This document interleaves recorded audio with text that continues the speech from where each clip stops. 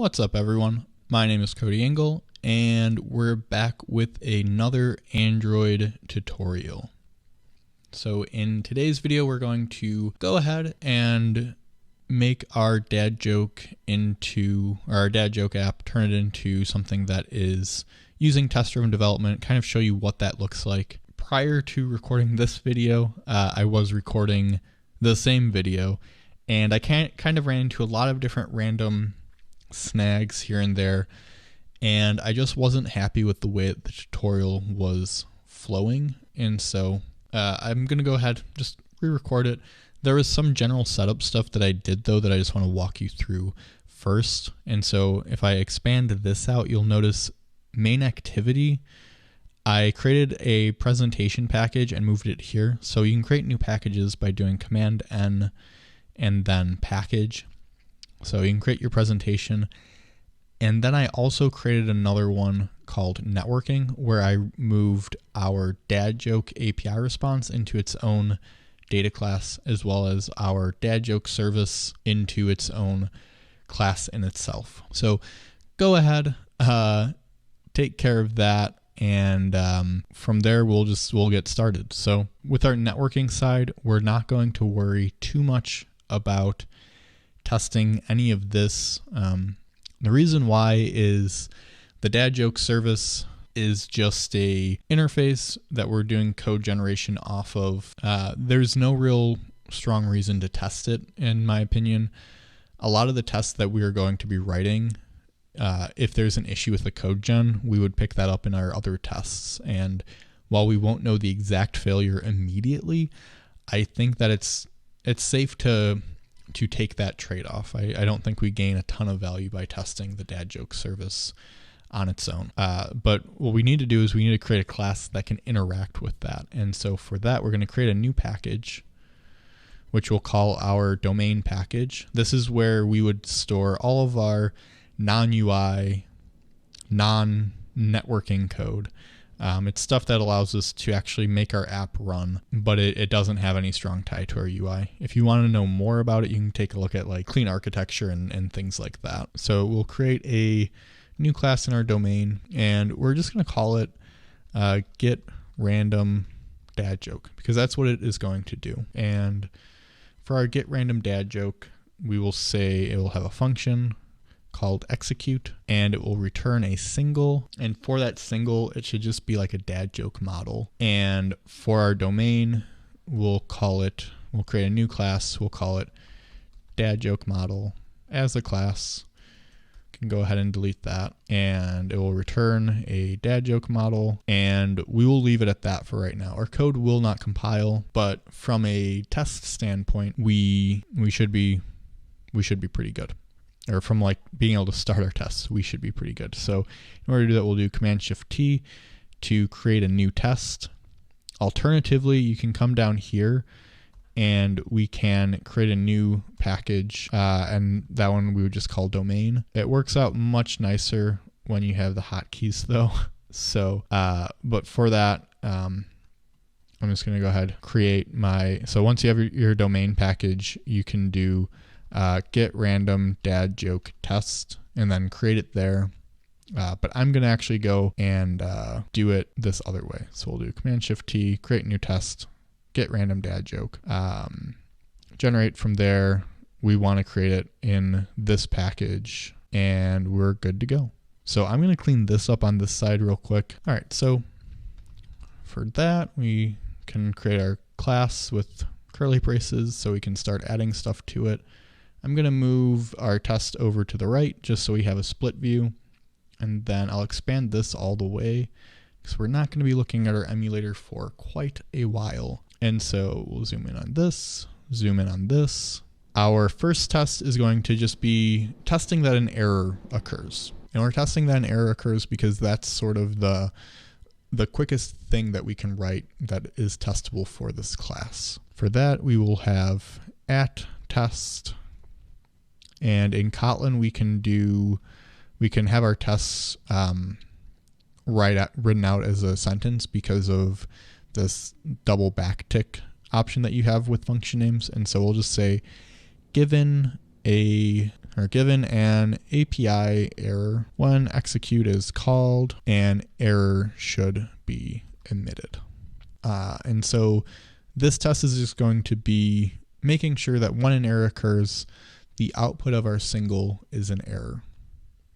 So for that, we need to have our test subject. And so a subject for a test would be the thing that is being tested. So we're going to say val subject equals get random dad joke. And the reason why we're naming it subject instead of say get random dad joke is as your project gets larger, you're going to have more and more tests, and it's easier to just jump into a test class and see, oh, this is the subject of the test, as opposed to having to think, okay, I'm in get random dad joke test, so I'm looking for a variable or a property called get random dad joke. So it just makes it a little bit easier. It's not a hard requirement, but I would strongly recommend doing this. It does make your life a bit easier the larger your project is. So we can now say subject.execute.test. So .test is coming from an RX Java package.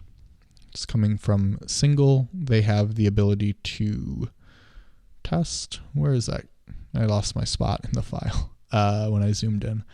So we'll do test. So this gives you a test observer, and it just allows you to do some test assertions. And for that, we'll do test dot.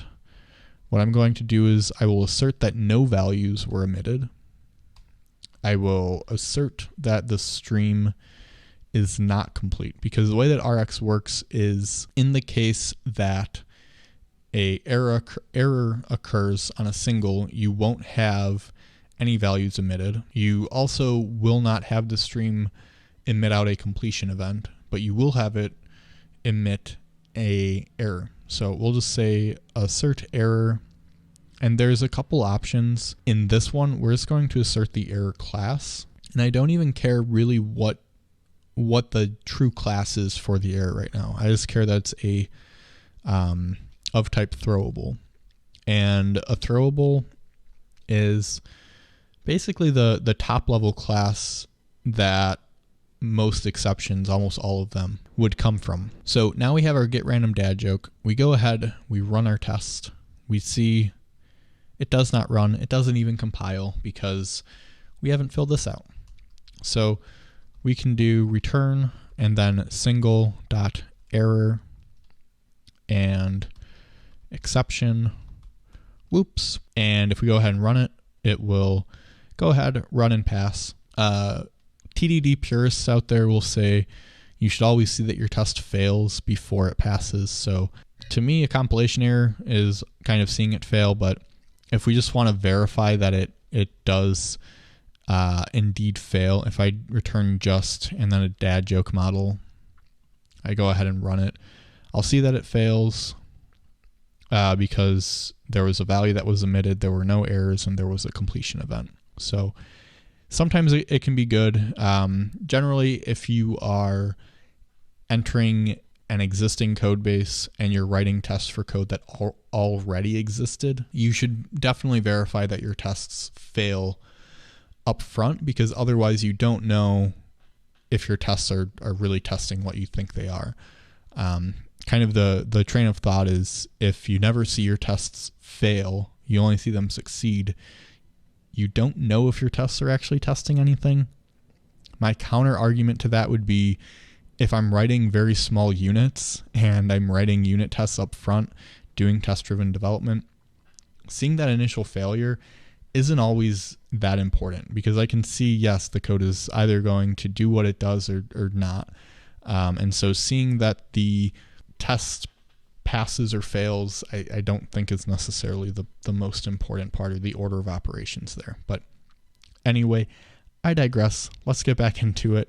So we saw our test pass with that. The next thing that we want to do is we want to write a test which will basically succeed if the networking call is successful. So we'll say given a successful API call, or given a successful networking call. We'll update this one to be given an unsuccessful networking call, just to be consistent.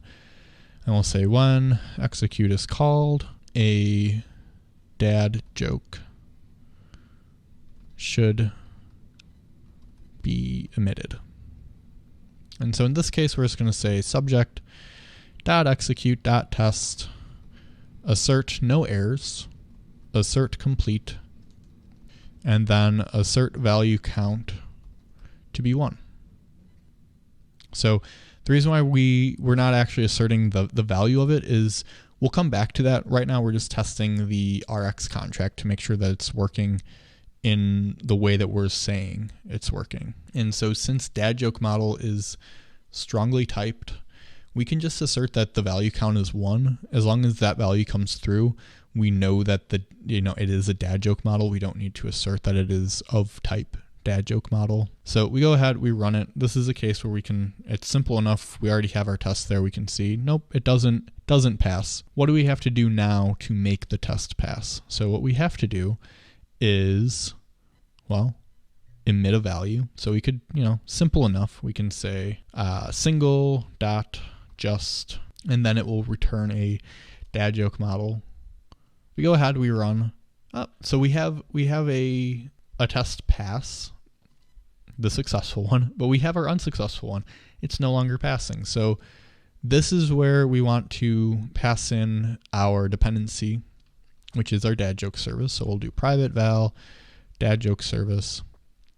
And one thing just important to call out, we were able to start our entire test suite. We were able to start seeing tests pass and fail without ever including our dad joke service. And that's kind of the beauty of test room development. You just have to write what code is necessary to make your tests pass or fail, and reasonably what code is required to test that code easily. So we could make this dad joke service a private val and have it here. The downside is it's going to become very difficult to test. And I don't really care to show why it's difficult to test. Just know it is. If you want to take it as homework, try and move this dad joke service into a private value or a private property of get random dad joke and just see how difficult it is. And report back in the comments below like how easy or difficult it was. With that, we can now see our test itself won't compile because we're not providing it with a dad joke service. So this is where our testing library MockK will come into handy. So we're going to use an annotation called relaxed MockK. This creates a relaxed mock object for us. What that essentially is we provided the mock functions that we want to have mocks, or that we want the function to return a mock value for, and then everything else, it'll just return some random default. I'm going to let the train go by though before completing this function. All right, I think all trains have passed. So for this one, we will call this a private var or private late init var dad joke service. And then over here, we're going to do a setup function, and a setup function in JUnit, you just use this before annotation, and this code will be executed before every single test function. So this will happen before, and then there's also even a teardown function in after. So we'll fill in both of these. So the first one is going to be MockK annotations dot init this. So this is going to take any annotations that we had and initialize them. And then the other one, so there is a clear all mocks and a unmock all. So clear all mocks, this is going to update any of the mocks that you had. It'll just make sure that they're cleared out. It doesn't work the best. Like what I found actually is using unmock all is typically what you would want to do. This will not only clear out the mocks, but it removes the mocks themselves. So MockK allows you to do something called static mocking. You can mock just an object itself. And the downside is those mocks will live throughout the lifespan of your test harness. So If you use clear all mocks, you'll end up with flaky tests. If you use unmock all, you get essentially the same functionality and you don't have to worry about those flaky tests. Again, though, I kind of digress. That's all you need to know about the teardown function. For our before, we still have a little bit left to do. And what we have to do is we have to provide something for our subject. And we want to update our subject to just have a type like that, and then it will be a latent var. Now we can just say get random dad joke. It will take a dad joke service. We haven't done anything here though, like our dad joke service isn't doing anything. So let's go ahead, let's fill this out. What we want our dad joke service to call is single random dad joke. And then we'll see it won't compile because we're returning a dad joke model. This returns a dad joke API response. So we'll go ahead, we will map this to be our dad joke model. So just have to say that and we're all good. So one thing before I go and run the test though, this dad joke API response, I believe this may have just been dad joke response in the previous tutorial. I renamed this to dad joke API response just to be a little bit more clear that this is coming from an API as opposed to anything else. Anyway, we come back here, we can go ahead, we can run our test suite and see really like what passes, what fails. That's kind of the beauty of doing test-driven development is you have a test suite set up that will check everything for you and see like, hey, does this work? Does this not work? And as we can see, it actually doesn't work. So it's not working because with this relaxed MockK, when we call single get random dad joke, it's going to just try to return an object. Like it doesn't really know what to do because we haven't told it what to do. So this is where now we want to set up some helper functions and also get rid of that annotation or that import we don't need. So the first helper function we will create will be called given an unsuccessful networking call. And then we will call it from here to say given an unsuccessful networking call. And then while the body is empty, I'll just copy and paste this to be also our successful one. Given a successful networking call. And then call that here, given a successful networking call. Now we just need to fill these in to tell MockK what to return when dad joke service single random dad joke is called. So for that, we will do every. So every is a function within MockK. You can do some additional reading on it here, which gives you some examples of how it works. So let's say we have a car. We would say we have a mock car. Every car that drives north, its outcome should be okay. And then you verify, blah, blah, blah.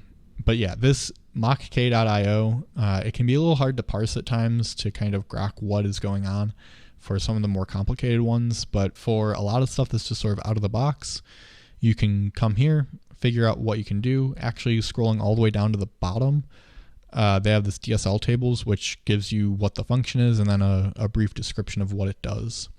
So very useful. We probably won't come back to this too much for this tutorial, but it's good to know if you're trying to venture out and use MockK outside of this tutorial, which you totally should. Getting back to here, we'll do every dad joke service dot single random dad joke. Every time this is called, we should return. We want to return a single error, and then the error should be an exception.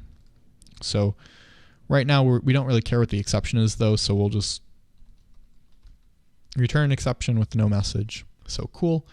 We go ahead, we run that. We should see this test now passes. So given an unsuccessful network call, that passes.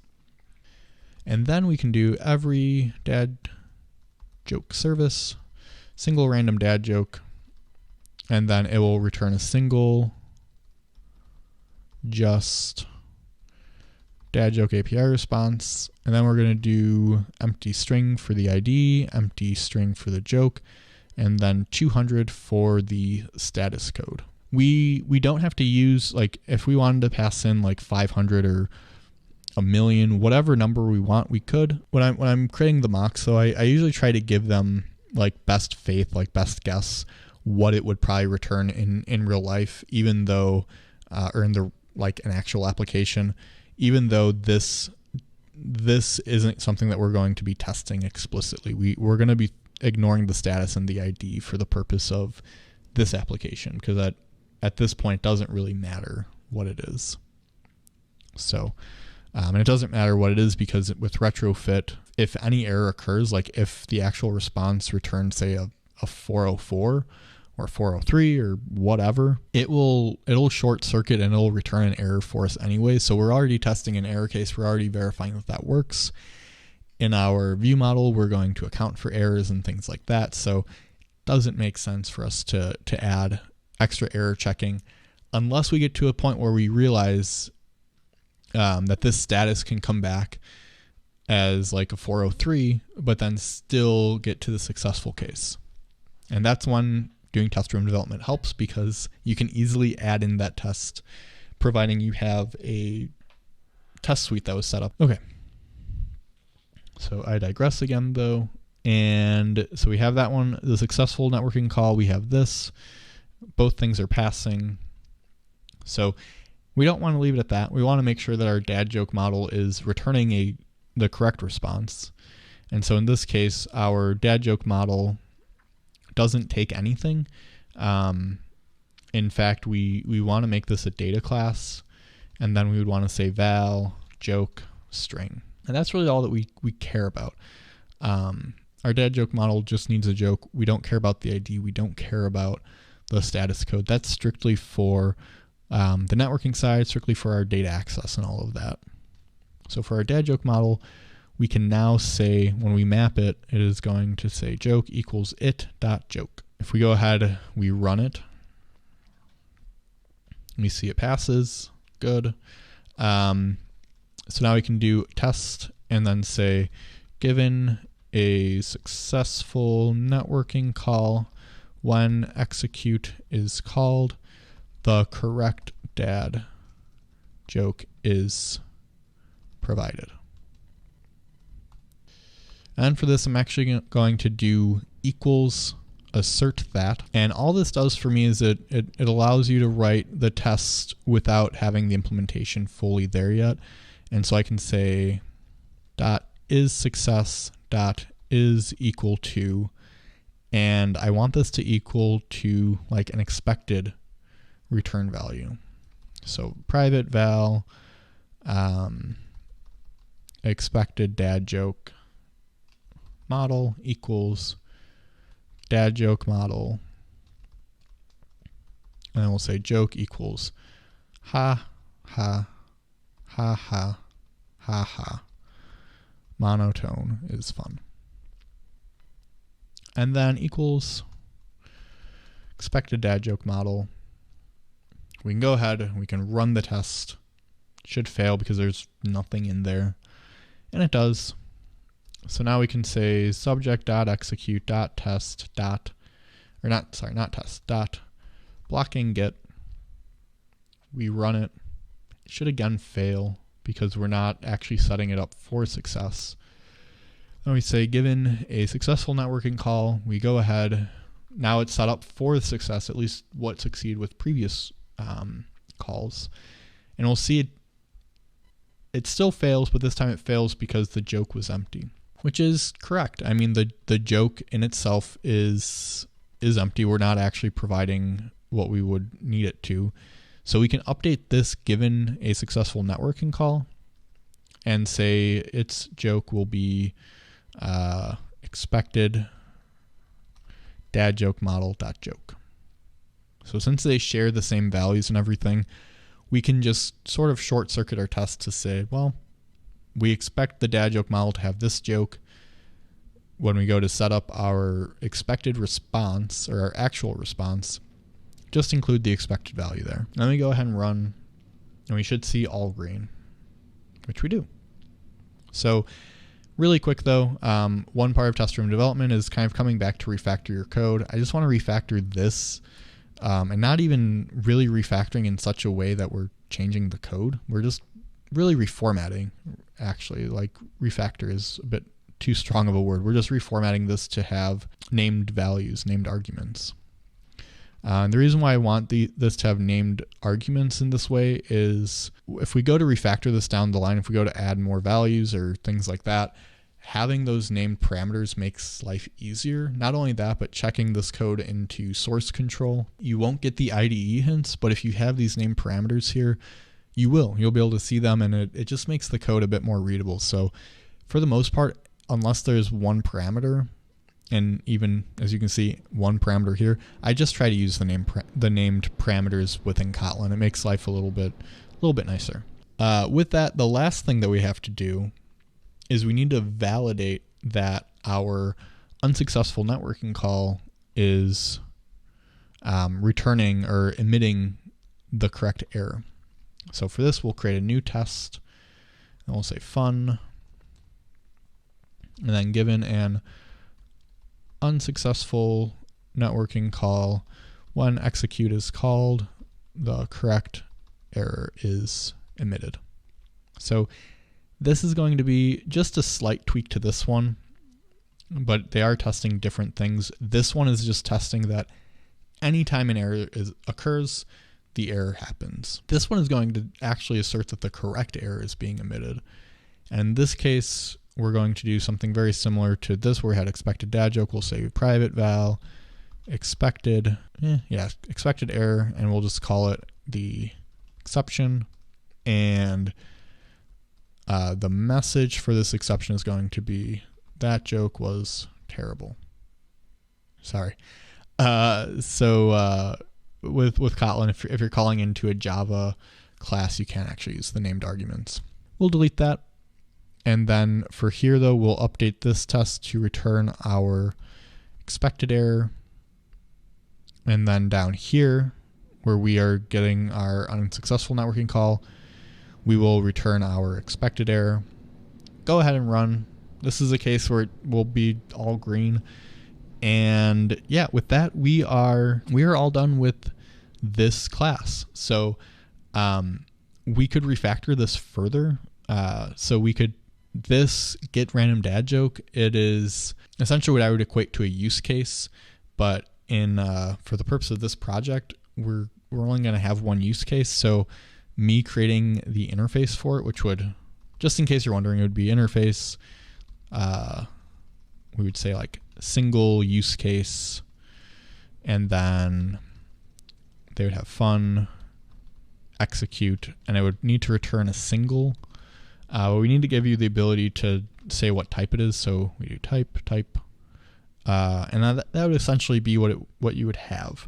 And the main reason for the interface here is just you can sort of ensure that everyone's using the exact same functions and return types and all of that. But again, that is a little bit more complicated than we need to make things for this project. If you want me to go through and refactor this project to sort of be more clean architecture-y, let me know. Would be more than happy to. But for the purposes of testing, doesn't really matter. Next up, we need to create our dad joke ViewModel. So let's go ahead and do that now. All right, so the first thing with the dad joke ViewModel is double checking your Gradle file. We will not get into it immediately, but fairly soon. You will want to make sure that you have the following in your Gradle file. It should be test implementation, and then Android X, Arch Core, core testing, 2.1.0. Remember when I said that the previous version of this video that I recorded wasn't too great? This line, finding this dependency, took a lot longer than it should have. So just want to make sure you have that here because it will be integral for actually writing our tests in the very near future. With that out of the way though, let's go over to our app and then Java. And then our package, and we have this presentation package here. If you did not already create this, just be sure to create it and then just move the main activity into the presentation package. If you just drag and drop it, it should handle all of the imports and everything for you. Within presentation though, we want to create a new class, which will be called dad joke ViewModel. And within that class, now that we have it created, we are going to say that this extends from a ViewModel, and it should be this one, the Android X lifecycle. And it just takes a constructor, or no argument constructor there. So now that we have our dad ViewModel, we can go ahead and start kind of assembling the pieces. But before we get ahead of ourselves, let's go ahead and create our test, dad joke ViewModel test. Okay. Make sure that it goes into this test package again. You don't want it in Android test. That will be for UI tests, which we will work on in a future video. So we have that, our dad joke ViewModel there. Let me go ahead and zoom in, make sure that that's all set up and looking good. And yeah, should be all good to get started. So for the dad joke ViewModel, one thing that you want with using ViewModels, I'll let the train go by. With ViewModels, they use a thing called LiveData, and LiveData is very similar to our RxJava stuff. It gives you a way to observe on events. And so if I actually go over here and let's see, setup project, lots of old stuff. So we're just going to search for Android ViewModel, clean up my tabs. And so the ViewModel, the whole purpose of it, the reason why we're using it is you have the Android lifecycle here where if we had it all just scoped to our activity, on create, on start, on resume, get called, and then as soon as your, say, activity is rotated, it would call on pause, on stop, on destroy, on create, on start, on resume. And then, if your activity finishes, call on pause, on stop, on destroy. And then eventually the activity would be destroyed. And it's really this part, this in between part right here, that the ViewModel helps you out with. Because with a ViewModel, it is scoped for the entire duration of your activity, like needing to be around. And so with that, so that's kind of like why we're using ViewModels. LiveData is another one that can solve some problems for us. So if we look over here, and I'll zoom in this way just so it's a little bit nicer. But the advantages of using LiveData. So it ensures your UI matches your data state. It'll notify an observer object, and then you can go ahead and update your view based on that. You also don't have any memory leaks, so your observers are bound to the lifecycle objects. They'll clean themselves up as that lifecycle is destroyed. So for activities, you don't have to worry about whether or not you're leaking anything if you're using LiveData. And then you have no crashes. Or due to stopped activities, you don't have to worry about manual lifecycle handling. It just does a lot of really boring, tedious stuff that you would have to do yourself for you. So that's why we're using LiveData. So let's go ahead and implement it. So with that, we have two different versions of LiveData. The first one, so if we do val, state, and mutable LiveData, and for our mutable LiveData, we'll want to pass in its own state, and for that it would be, or for that we'll just call it dad joke state. Create a new class. It can stay as a class for right now. We'll eventually update it to a data class, and we'll just say dad joke state equals mutable LiveData. This is okay, but it's not great, really, for this reason. So if I go over here and I set up private val subject equals dad joke ViewModel, and then test private fun sample test. What I can do here is for the state, I can call post value, and I can give it whatever value it wants. With our ViewModel, we don't want this to be allowed. We only want objects outside of our view model to observe on the state changes. We don't want things outside of the view model to change the state or to explicitly change the state. They can implicitly change it, but they should not be able to explicitly do that. And so we can get around that by saying, well, it will be a LiveData. And so we can see over here now, making it LiveData, we can no longer post a value. But the problem that this is going to impose on us is now within the class itself, I can't do post value. It does not exist for me. And so really what I need is I need the state to not allow me to change it outside of the class, but I need to be able to change the state within the view model. Because if I can't change the state within the view model, the view model doesn't really do anything. And so what we end up doing is we'll create a private underscore state, or private val underscore state. And then this one will equal a mutable LiveData, which takes a dad joke state. And then our state, we'll set that equal to our underscore state. And the reason for the underscore is this just allows us to say, hey, this is like a backing field. This is just something that is only going to be used internally. And it's also going along with the non-underscore version. Now all we have to do is update this to be underscore post value. If we passed in a value, we would be able to then handle that. Cool. So now that we have that going, it's time to write our first view model test. And I think the first thing that we would want to do is our view model should have like just a starting state, something to say, hey, we haven't quite loaded this yet. Let's let the user know that they have to do something. So for that, we'll just have, actually, we don't need this to be private fun. So we'll just do fun, and the name of it can be given a new view model, or given a new subject.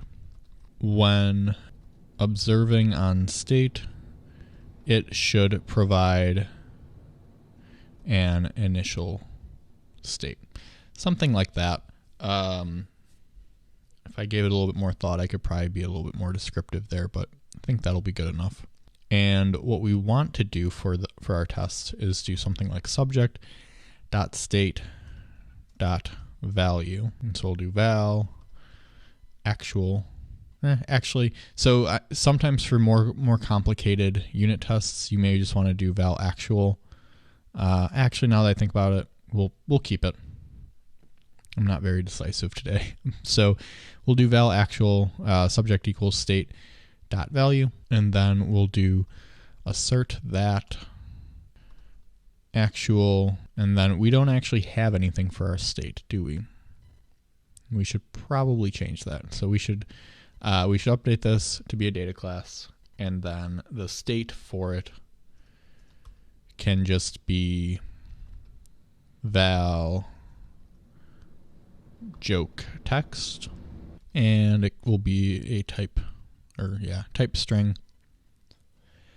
And from there we have that. So now value actual dot joke text, and for this its value is nullable. So we'll just do the non-null assertion. If it ends up being null, our test would crash, and it would say it's null. So it wouldn't give us the best broken test message, but it would be good enough. And then we'll say is equal to, please, let's see, what does our UI look like? All right. Please click generate new joke. Yeah, I think that would be good. So we're telling our user that they should please click the generate new joke, and then from there they can generate a new joke. Simple enough. So if we go ahead and just run it, let's see how it does. So we'll see it crashes. We actually get the null pointer exception because we haven't set the state. When we do our init call, then what we'll want to do is, well, set the state. So in order to do that, we would just do state dot, well, so we could do value equals dad joke state with please click generate new joke. We can run it, and we will see now we get a runtime exception method get main looper on Android OS .looper not mocked. So this is where you needed to add that Gradle dependency. And so providing that you've added that Gradle dependency, and if you haven't, and if you don't want to go back in time to the video where I said please add the Gradle dependency, just one more time, it is right here. So test implementation, Android X, Arch Core, core testing, 2.1.0. So providing you have that there, you should be able to do this @get rule and then val. Let me zoom in. That's all right.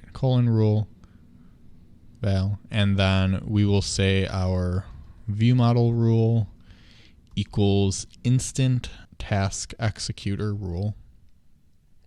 And what this does is it sets up our tests so this exception doesn't get thrown. Essentially, it should ensure that your ViewModel stuff is running on the same thread, although that does not seem to be the case. All right, so I'm going to make an assumption here that the reason why is because we don't have our setup function. So this rule is going to happen before and after the test, but there's a very good chance that this subject is being ran or is being initialized before any of that. So before this test rule can happen. If you actually look at it, you'll see there's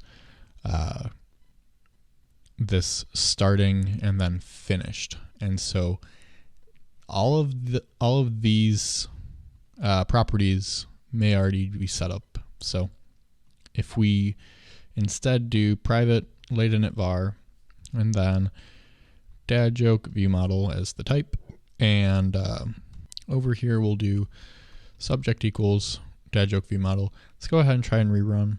Cool. So yeah, so that ended up being the problem. What I want to do is come back over to our dad joke ViewModel and point out one problem with this. So when we do state.value, this is going to happen on whatever thread you had it on before. It won't happen on the main thread.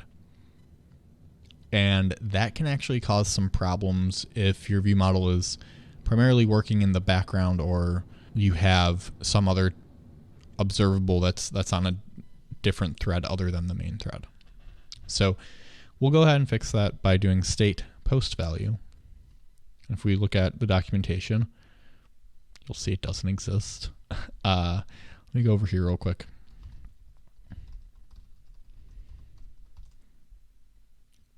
So there's set value versus post value as in article. So the duty of the post value method is to post or add a task to the main thread of the application whenever there is a change in the value. And the value will be updated whenever the main thread will be executed. So that's kind of why we go with post value as opposed to set value, because we don't want to guarantee any threads for our ViewModels. And then, so all we have to do for our init is do our post value, dad joke state, go ahead and run. We shouldn't see any changes, which as you can see, we did not. So that's one of the other benefits with test-driven development is it's kind of, you may have heard red, green, refactor. This is an example. We want red, then green, and then we refactored it to be a little bit more correct, a little bit more of what we wanted it to be. So we're actually going to refactor one more time. So what we also need to do with our ViewModel is we need a way to load strings, to provide strings from our resources. And unfortunately, there is no way to do like get resources or, say context, anything like that. So we are actually going to create our own helper class that allows us to load strings for us. And because it allows us to load strings for us, we can also write unit tests around it. So for that one, we're just going to create a new package. The new package will be called common. We'll create a new Kotlin class, and what I like to call it is just StringLoader.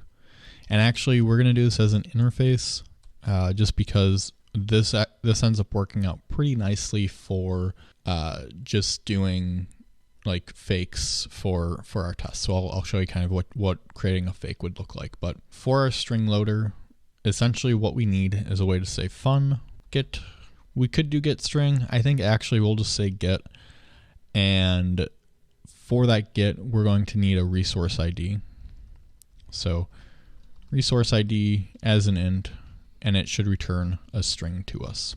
All right, so we have that, and now we'll want to have our own implementation for it. So what we'll do, we'll create a companion object. And what I would like to do is to allow us to actually just do like a call it as if it were a constructor. And I don't remember the exact syntax, so I might fumble just a little bit, but essentially what we are looking for is something like val StringLoader equals StringLoader. And yes, we can go ahead and import it. So this one, it cannot be invoked like that, but what I believe we can do is if we do fun invoke, and invoke is going to return a StringLoader for us, and then we will do return object StringLoader. Implement those members. We're still not seeing that allowed. Operator modifier is required to invoke.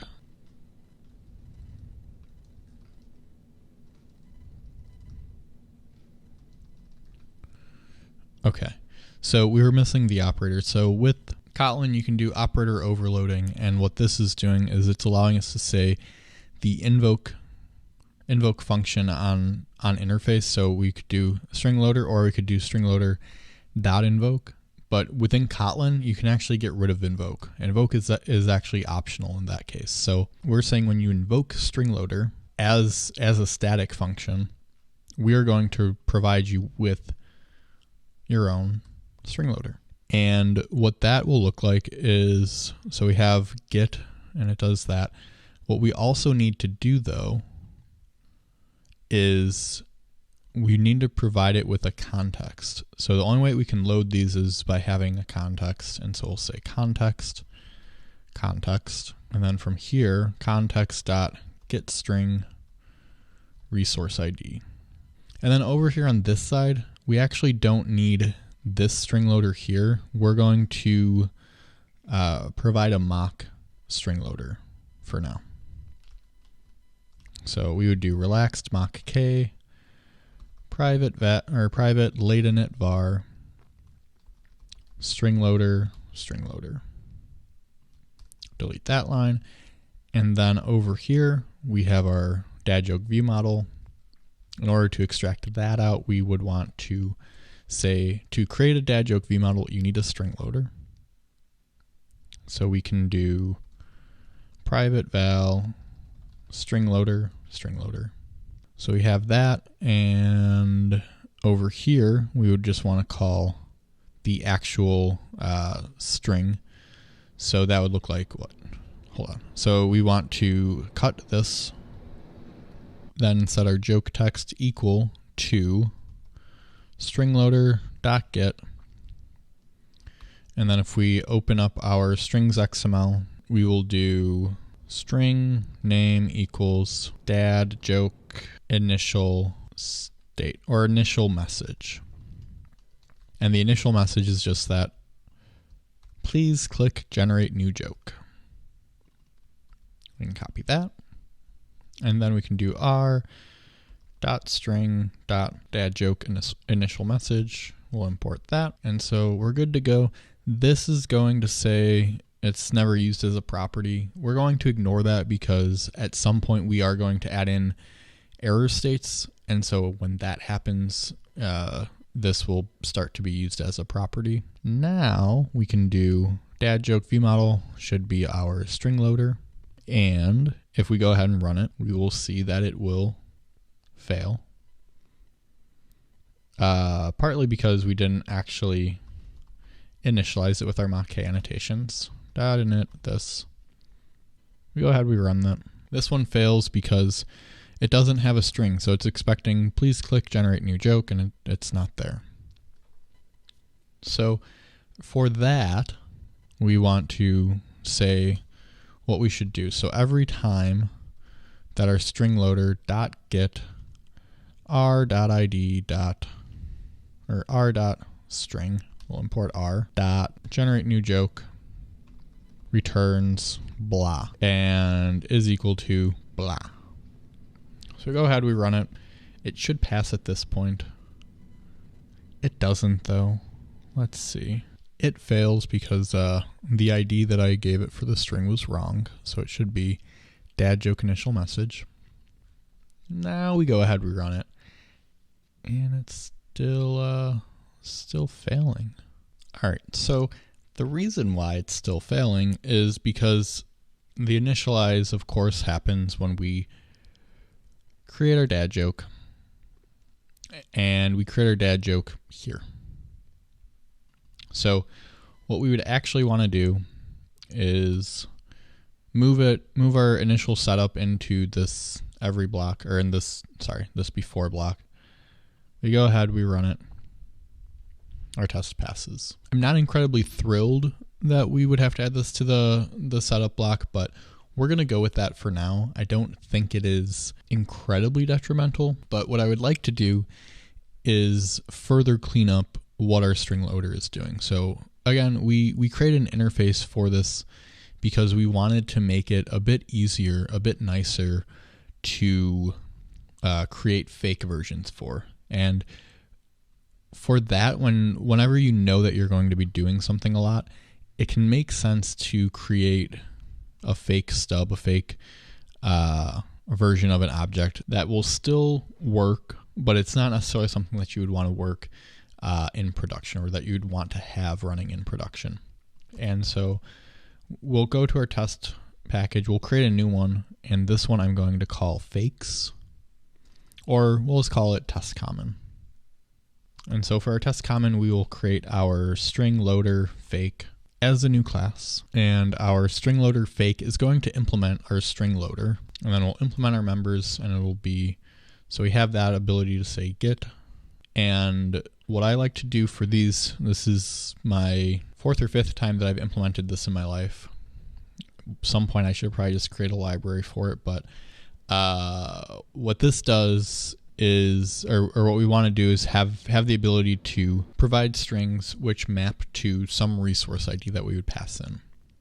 And a nice way that you can do that is by creating something that I've started to call data class string res value. So we'll have val res ID int, and then we can have from there the value, and the value is going to be a string, and I like to set it equal to something that would be random. And a random option that we would have would be, say, uuid.random uuid, and then we just do toString, and we'll make our value a val, so we can do that. And then within here, we can create just a private. I probably should have zoomed in a little bit. Sorry about that. We'll have a private val string loader map, or let's call it fake strings. And for our fake strings, it will be equal to a mutable map, and our mutable map can be not a string, a res ID, which would be an int, and a string. And then we just need to create a function, and we'll just call it expect, and we'll have our string res value. When you call expect, we'll call fake strings, string res value dot res ID equals string res value dot value. And then when you call get, finally, we will do fake strings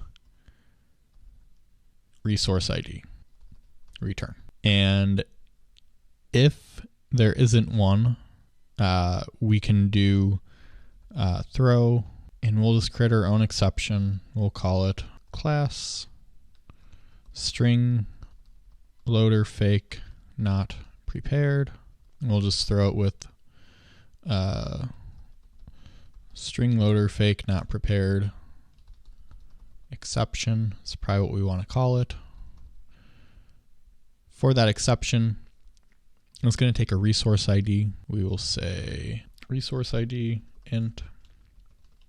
This extends from an exception, and the message that we will give to the exception is tried to retrieve string with resource ID and then the resource ID, but was not available. Something like that. The reason why we do this is instead of getting a null pointer exception and having to backtrack and figure out, well, what's going on? Why is there a null pointer exception here? I don't get it. We're more explicitly just saying that the string loader fake is not prepared. And then we're even being a little bit more verbose with our messaging to say, you try to retrieve a string with the resource ID of that resource ID, but it was not available. If we want to be nicer, we could just add a reminder too and just say, hey, did you remember to set this up? But we won't worry about that. So we can go back to our dad joke view model because we most likely won't be looking at our string loader fake anytime soon. So what we can do now is we have our string loader here. We're doing a relaxed mock. Instead of doing that, we can do eval string loader will equal our string loader fake. And again, because it implements from string loader, we're all good there. We don't need to do this every anymore. And instead what we'll do is we'll say string loader dot expect. And this is kind of why I like the string res value side, is we can do string res value with a res ID. And the res ID is going to be our string dot dad joke initial message. And that's it. We don't have to worry about the value. Because the value is going to be a random string for us. It generates that for us. Keeps things a little bit less verbose. And then all I have to do is do private val. We'll call this one dad joke initial message equals, if we do that, we expect it to give us our dad joke initial message. Clean this up a little bit. So now we have that. The is equal to, we need to update this one to be dad joke initial message to be dot value. We go ahead, we run the test, it passes, it's all green. We're good to go. So this was a lot of setup for the initial test, but it should help streamline a lot of things going forward. So let's go ahead and start writing some more tests. So we have our initial state. Now we need to have the ability to say, I want a new dad joke. So for that, we can create a fun and then say generate new joke. So we're telling the view model that it should generate a new joke. This will be called when our button is tapped. So in order to generate a new joke, we need to have, we don't need our dad joke state. We need to have our get random dad joke. And so that'll need to be supplied as another property. So I'm going to keep that one actually as the first one. Doesn't really matter for the most part, but the reason why I have them in this order is get random dad joke to me is a little bit more important to the dad joke view model. The string loader is a little bit more ancillary. It's important to it, but not quite as important as the get random dad joke. So generate random dad joke. What we want to do now is we want to call get random dad joke dot execute. And then for this, we're not doing a blocking get. We actually want to subscribe on this to actually go over to our main activity. So over here, we were doing subscribe on schedulers IO, and then main schedulers main thread. Now for that, we want to basically do the same thing. We want to do subscribe on our schedulers.io, and then we want to do observe on our Android schedulers.main thread. And then what we want to do here is our subscribe. And from our subscribe block, we can say response error. So we have our response error similar to this. And we're not going to do a check for the error right now. That's something that we can add in a little bit later. Really what we just want to do is kind of make sure that this will, well, for one, run.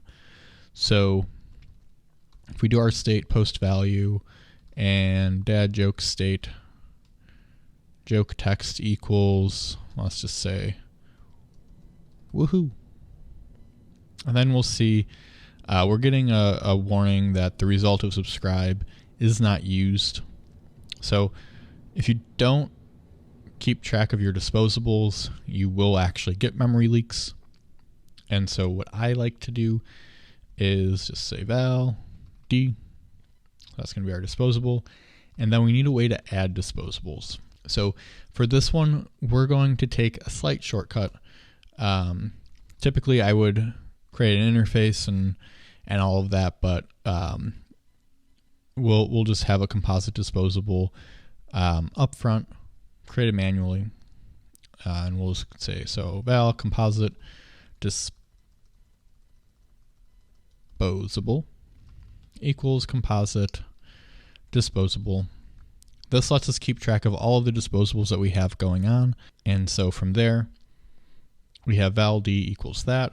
We'll say composite disposable dot add d. And then for our ViewModel lifecycle, we just want to make sure that when onCleared is called, that we do composite disposable dot clear. And this just ensures that we're not keeping any disposables around after our ViewModel is destroyed. So onCleared would be essentially the last thing that's being called for our ViewModel. It gives us a chance to clean everything up and then kind of be done.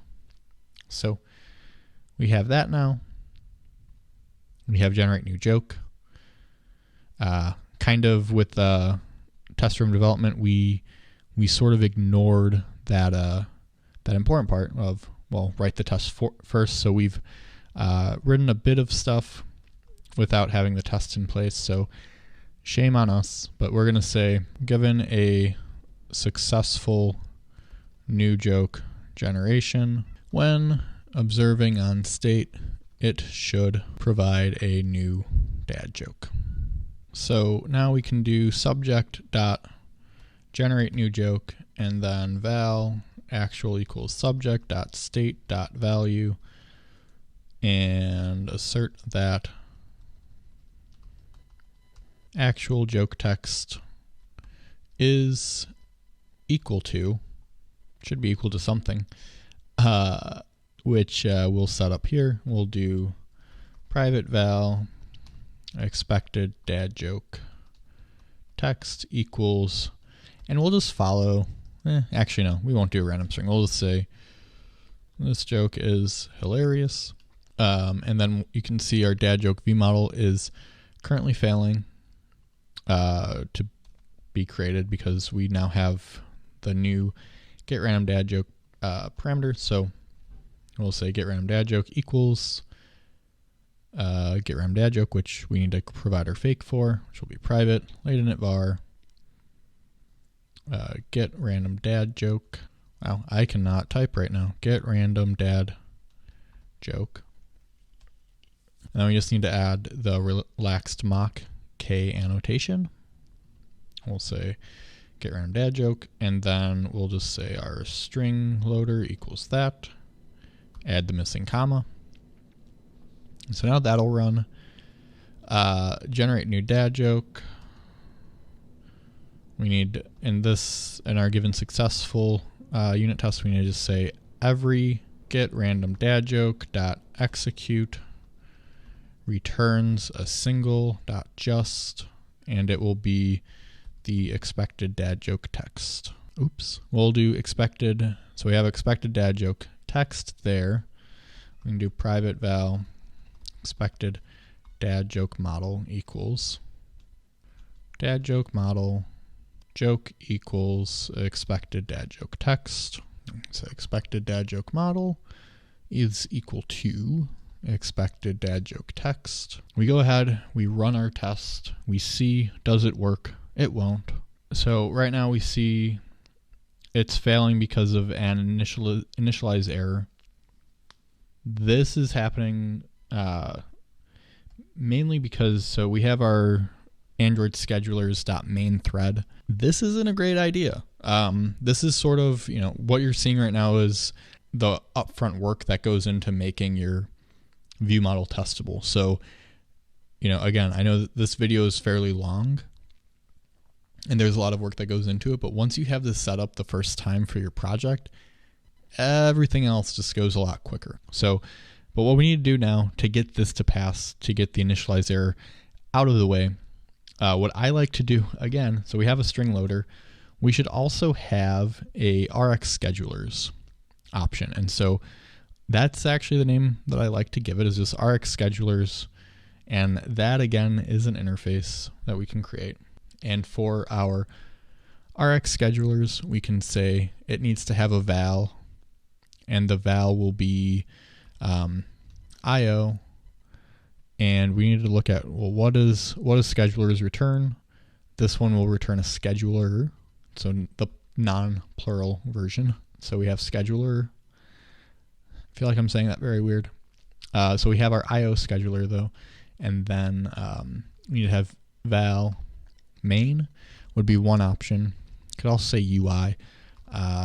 Yeah, we'll actually call this one UI. I think that makes a little bit more sense. The main thread in Android is largely involved with UI updates. So now we'll do the same thing that we did with our StringLoader, and we'll say operator fun invoke, and it should return RX schedulers for us. And then for this one, we do return object RX schedulers, implement our members. There are more than one member. But for this one, we have that one. So we have schedulers dot, why is it? Sorry, I don't know why my imports are going kind of crazy right now. Schedulers, scheduler, ReactiveX does not seem to like that. Import IO ReactiveX dot schedulers dot schedulers. Okay. I don't know why it wanted me to do that manually. It went just auto import, but so be it. And so now we have our IO one. We just need to have our UI now. And the UI scheduler is going to be from Android schedulers. What in the world? This is wild. All right, we'll just copy you and import you as well. And then this one will just be our main thread. It might be worth noting, we can most likely do this as well just by providing a default for it. So we could do scheduler dot IO. Yeah, so we could provide a default for it. We're not going to in this case. I don't know. Just to be kind of consistent, we'll just use invoke, but just worth noting, the reason why it would make sense to do a default here is all of these are just referencing static functions, so you don't actually need to provide anything to this invoke function, where in the StringLoader we needed to. But anyway, so we have our RX schedulers there. We go back to project. Go ahead, collapse this. We go back to our test. We have our test common. Now we have to provide what I like to call RX schedulers immediate. So it's not really a fake. It sort of is. Actually, we'll just leave it as a fake, just to be consistent. And then we say RX schedulers, and then when we go and implement them, these are going to return the exact same scheduler for us, and hopefully it... why? Why are you doing this to me, Android Studio? I'm guessing it's because I have I/O like this, maybe? That's the only thing I can think of. But anyway, we have schedulers, and then it's going to return .trampoline for us. And what the trampoline scheduler does is, if you kind of imagine someone jumping on a trampoline, it's like it's a single thing that happens. Like you jump, you come down, jump down, jump down. And so that's very much how the trampoline scheduler works. You throw an event at it, it'll process that event, and then once that event completes, it can process another one. So I could kind of see where it would be confusing as to like why it's called trampoline, but that's what I just described. That's sort of like what makes sense to me for it. So now we have to provide yet another dependency, and this one will be our RX schedulers. And instead of having this one where we have schedulers.io, we'll do RX schedulers and then .io there, and then RX schedulers.ui for observing on. Delete some of that. Come back to our test, and so we have RX schedulers for that. And then we'll do RX schedulers fake. So now we have our fake version of it. We can go ahead, we can run it. And as you can see, our test fails. But the important thing is it fails because it's not getting back the value that it expected, which is what we would want. So we will go ahead and make it pass now, finally. So over here with our dad joke view model, we're not actually providing the response. And so for that, we'll just do response.joke. And that's all we need there. It still isn't going to, oh no, yeah, that should actually be all we need. So we go ahead, we run it, and we see, does it pass? Yes, it does pass. So our view model is now working for generating the new jokes. We do, however, still need to handle the case where an error were to occur. So let's go ahead, let's write our test for when an error occurs. So we can do test fun given an unsuccessful new joke generation when observing on state, it should provide an error message. And for this one, if we go back to our strings file, we have either a dad joke not found or error with the dad joke API. We have those two errors already there. If we look at our main activity, the error that we were providing is, so in the case where the joke doesn't exist, we say, could not find that dad joke, please try again. This is the one that we would want, is our error dad joke API. So if an error exists with our view model, we'll port that one over. We can do it simply by saying val joke text equals if error does not equal null. Then we say StringLoader dot get r.string dot error dad joke API.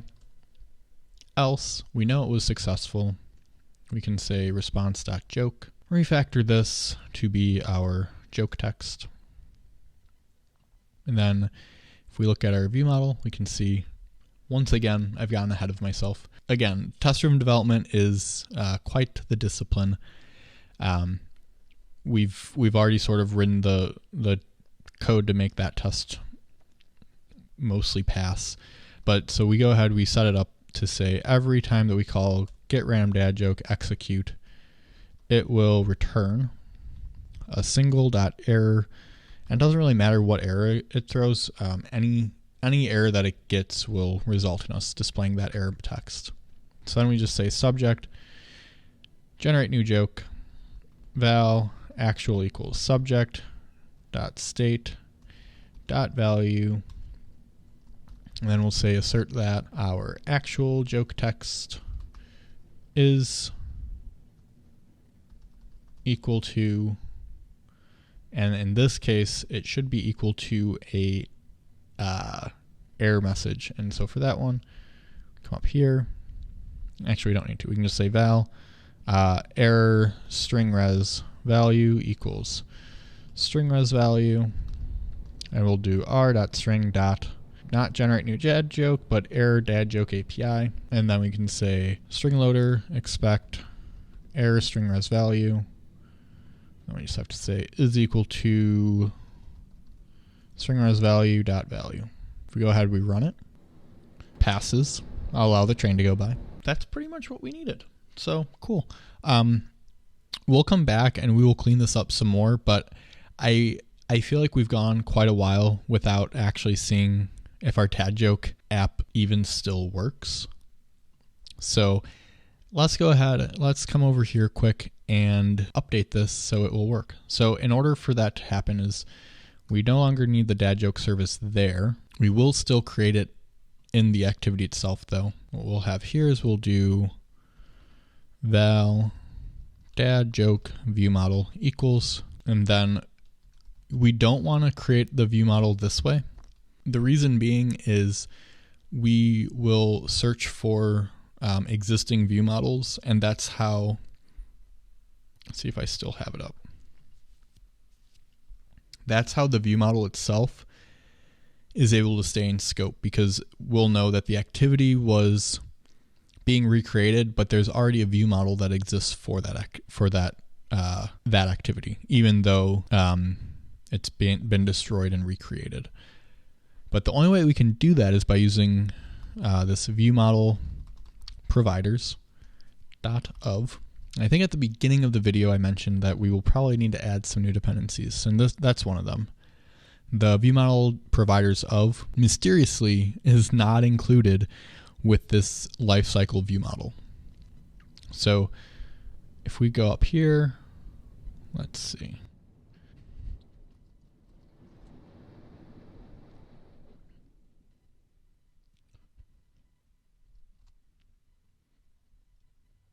All right, so according to Google, we can just use this single import. So we will try that. We'll see if it works. This will include, it says both ViewModel and LiveData, although we were using LiveData with our ViewModel, so I don't think their documentation is quite correct. But so we'll see. We'll do with our extensions, and oh, I have 2 colons. That would be a problem with anything. And so now we have that, we have this. Our ViewModel providers will now autocomplete so we can import it.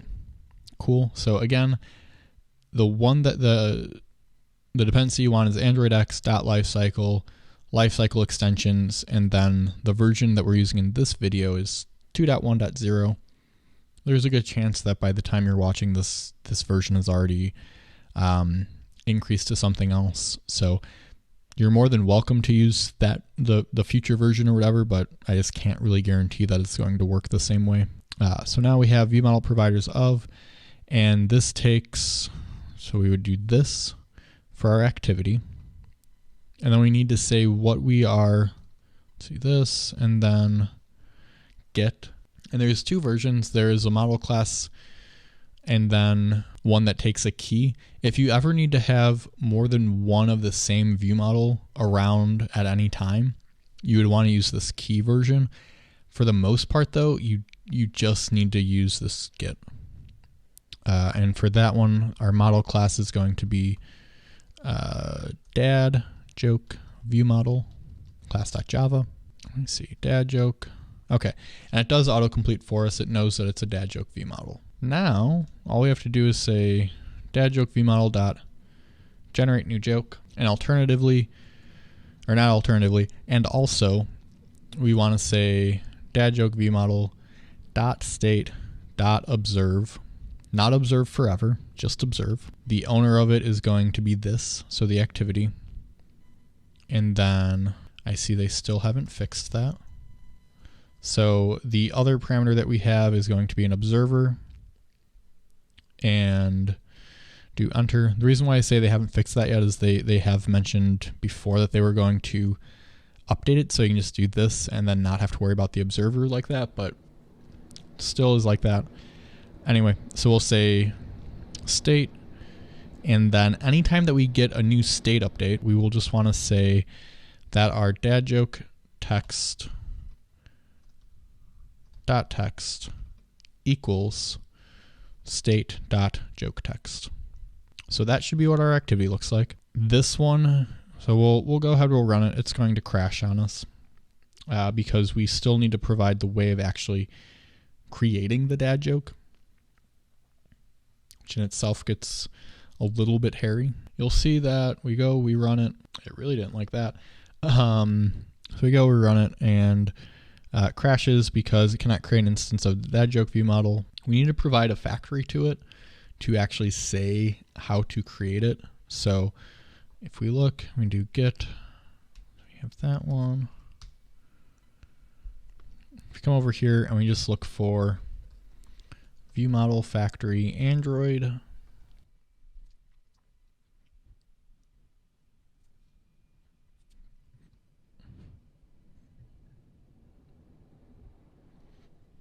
all right, so a little bit of extra work, bit of extra work actually. And I will say, you know, this looks like a lot of work, a lot of like tedious stuff, and it is. But in our next video, we're going to talk about dependency injection and using Dagger and all of that, and that actually speeds up a lot of this. It makes life a lot easier once you have it all set up. So we're going to struggle through this in this video, and then won't have to struggle through it in future videos. And that's actually like where they have this inject example here. Actually, let's see, we have that. Constructor, that, yeah. So for our factory, or can I just do object, and then ViewModel provider dot factory. And then for that, it wants the ability to know how to create it. So we'll implement them to create.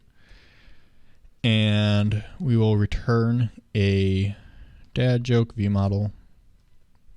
And it wants to know how to create it.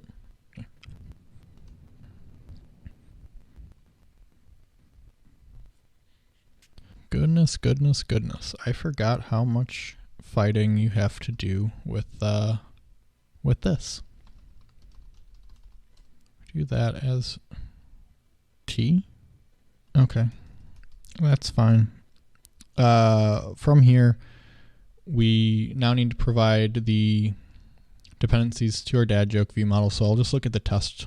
And so for that one, we have get random dad joke equals get random dad joke. It needs to take a dad joke service, which we already have created up here. And then from there, we will do Rx schedulers equals Rx schedulers, just like that. And then StringLoader will equal our StringLoader invoke, and we'll pass in this at main activity. So I believe that is everything that we need.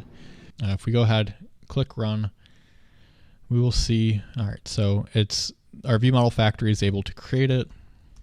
If we come over here, we now get please generate new joke.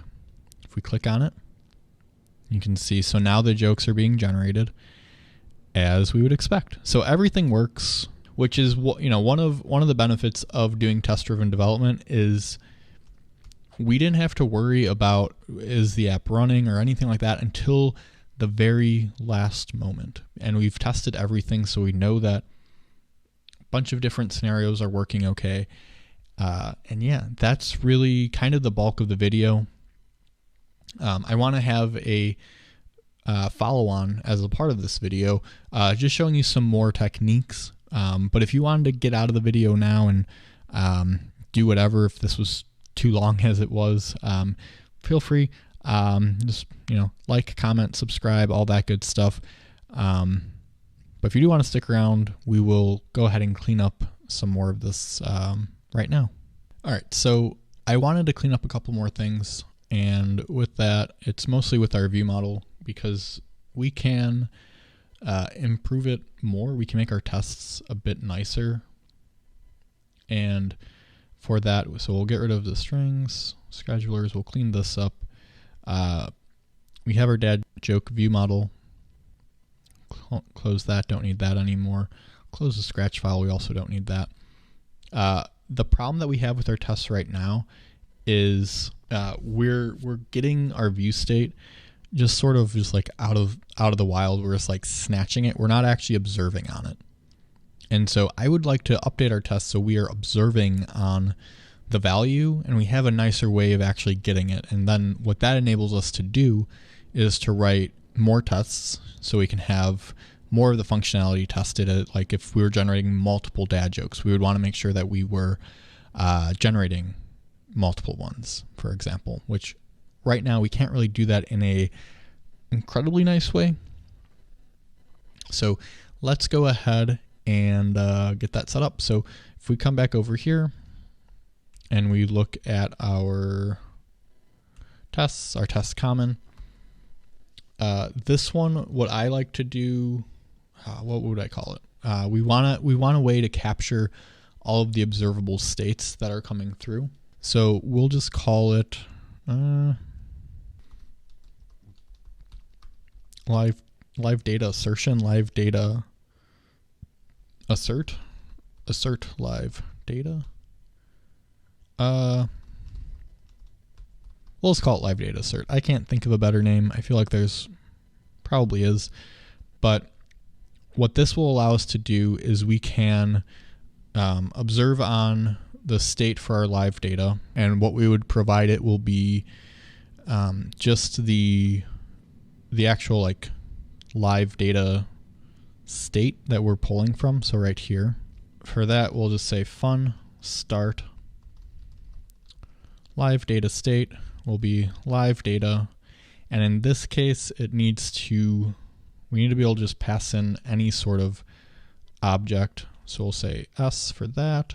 And what we do in this case, when I said you don't do observe forever, we're going to do observe forever. And the reason why we want to do observe forever in this case is we just want to make sure we're capturing all the state. Also, our test itself isn't like a lifecycle owner. So with that, we can't really just do a regular observe. What we'll want to do is, so we have our state here. We're going to create a private val, we'll call them captured states, mutable list of S. So we have that. Now we just do captured states dot add state. So every time a new state is emitted, we'll get it there. Then we also just want to have a fun stop, and we'll do, let's see, so we have live data state observe. We'll create, so private var live data state will be a live data s question mark equals null. We can say live data, we can do this dot live data state equals live data state. This, so we'll set it equal to that. Move it down there. So from there, when we call stop, we want to do live data state, and we'll call remove observer. So the observer in this case, we need a way to keep track of what observer we have. So private var live data observer, which will be observer s nullable equals null. Do that. Actually, I don't think we need this to be nullable. I think we can just say it will be a val. We set it equal, and then if we have our state, if we have our observer like that, and then do captured states dot add state. Yeah. So we do that. Observe forever. We should be able to pass in our live data observer. And then when we need to call remove observer, we just do live data observer. And then we do LiveData state equals null. So if we come back over here to our dad joke view model, so we can start seeing kind of how we'll implement it. So in our setup, we will want to do, we'll want to have our LiveData assert, which we can create up here. Private val LiveData assert equals LiveData assert, and it is going to be asserting on the dad joke state. Import that, and then in our setup we'll want to call LiveData assert dot start, and the LiveData state is going to be subject dot state. And then let's see, do we have a teardown? We do not have a teardown in this case. So what we'll do, we will have our teardown function. We'll call unmockall, similar to what we did previously in our other test class. From there, we'll just call LiveData assert dot stop as well.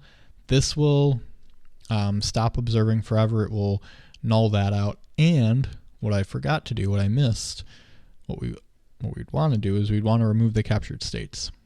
So we'll actually do that first. So we'll do captured states. Actually, no, we'll do that last. Dot clear. So it clears out the list. Cool. So that's all we need there. And then really all we need is just a way to assert on the states that we currently have. So if we do fun assert states, this is going to take in a function, assertion, and this will provide states, which will be a list of S, and it will return a unit. When you call assert states, we'll call assertion, passing in the captured states. What does this look like? Well, instead of doing actual in this way, we'll delete it. And we have our assert that. What we'll want to do is just call LiveData assert dot assert states. Move this one up to there. And we'll do val actual equals it dot last. So the last state that we had. And since we knew that the test was working, the way we would ensure that it's still working is we run through our unit tests and we see it still runs even after we've added our LiveData assert. We'll go through and we'll update the other tests as well. One thing though that would be kind of annoying if we had to keep doing it every single test is if, there are those cases where we only care about the last state that happened. And so we'll just add a convenience function. We'll call it assert last state. And then it'll be assertion, and it will be last state S. And then we'll have unit. And then for our assertion that we call, assertion, we're going to pass in our captured state dot last. And this will crash or throw an exception with list is empty if there are no states. We're going to keep it like that. If we wanted to clean it up and make it a little bit nicer, we certainly could, but I figured just because it's sort of like that extra credit video, we won't worry about it. We'll call this one, we could do last state, or we could just call it actual. And we'll just call it actual. And we'll update all of our other tests to do the same. So we'll delete actual there. We'll say LiveData assert dot assert last state. Bring you up to there. We'll call you actual. And in this case, we have actual there as well. That we can just say LiveData assert last state. Move you up to there. And again, give it the name of actual for the value or the variable name. Click run. Everything still passes, so we're all good there. So now let's show kind of the benefits that you get from having this LiveData assert class. we aren't really getting any benefits necessarily from the test that we had previously because we're not using the assert states.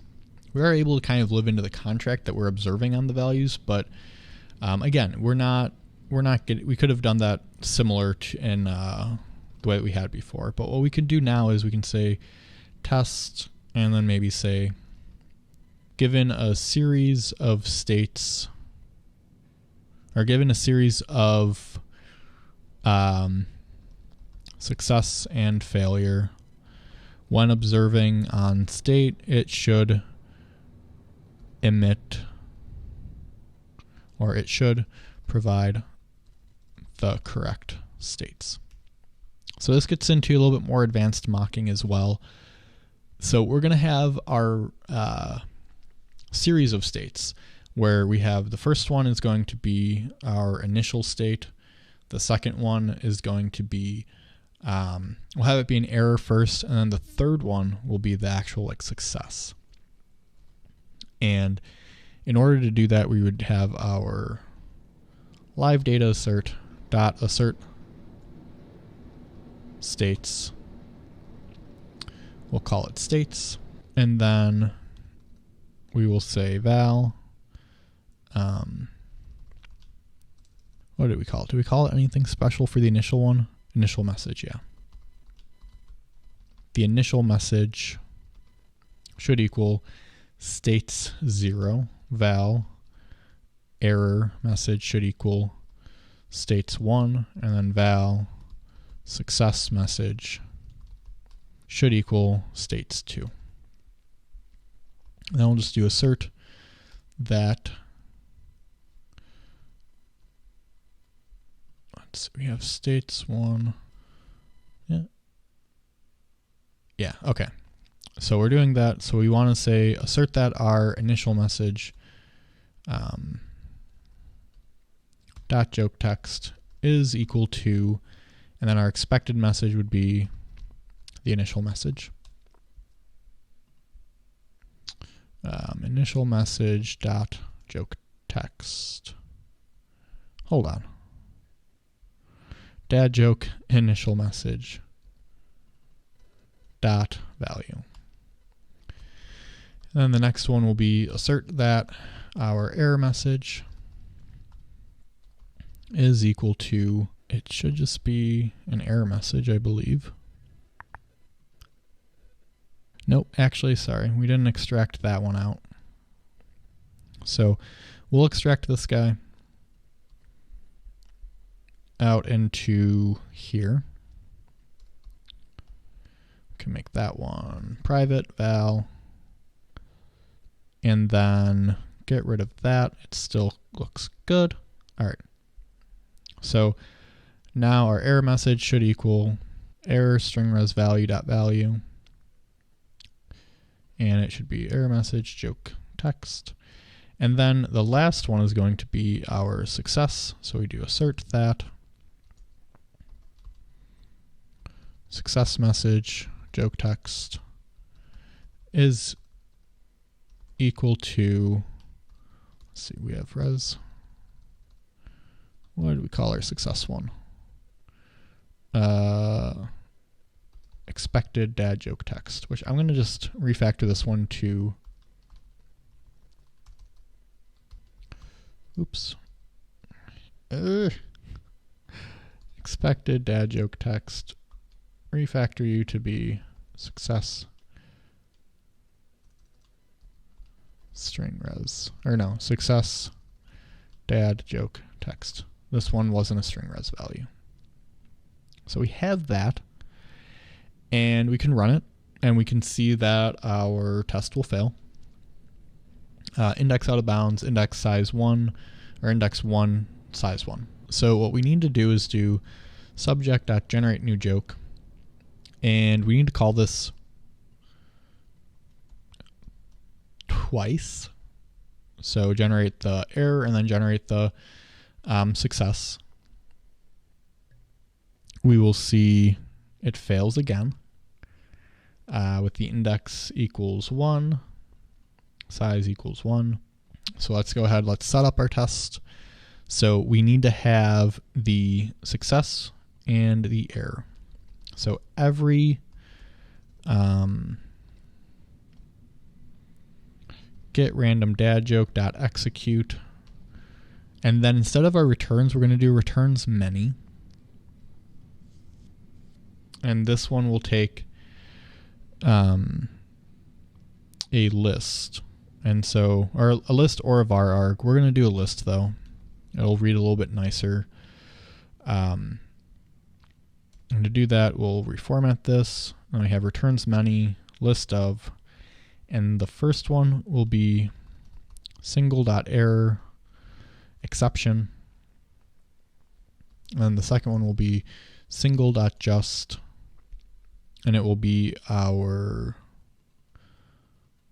let's see, expected dad joke model. We'll call this one success dad joke model. Copy, paste it into there. And we should be okay now to go ahead, rerun it, see where we're at. I'm not sure, will it pass? The errors that we were getting made it seem like might not. And so it looks like it did not. So we get this, got a composite exception. So not great. Although in this situation, let's see, we have javaling exception. I don't think that's going to fix it, but let's just rerun it anyway. It's cheap enough to do so. So we're getting this composite exception. Let's see. What are we doing with our...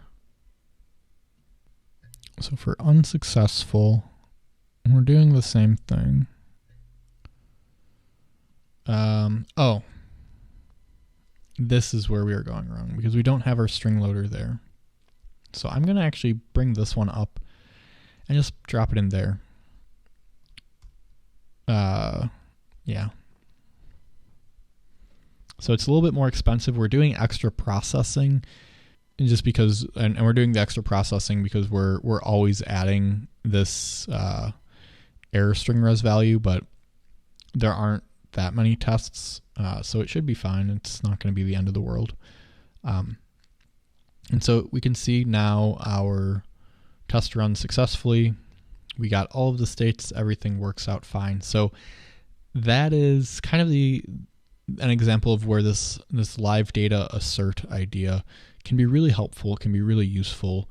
And yeah, that's sort of just like that little extra piece that I wanted to provide because otherwise, if you're trying to write more complex LiveData tests, it just becomes a lot of extra clutter, a lot of extra randomness. So the only other thing that I think would be worth pointing out in this video is, let's say you wanted to run all of the tests at the same time. You can just come over here, do right click, and then run tests, and it'll run through your entire test suite, and we can see all of our tests, all 8 of them, passed in 1 second and 642 milliseconds. So that is it for this video. If you wanted to do some extra homework, I would encourage you to take a look at what we currently have with our generate dad joke and like the dad joke view model, and try to figure out what else would you test. Are there any cases that we're missing? And if so, let me know in the comments. Let me know what new tests you've decided to write yourself and how that worked out.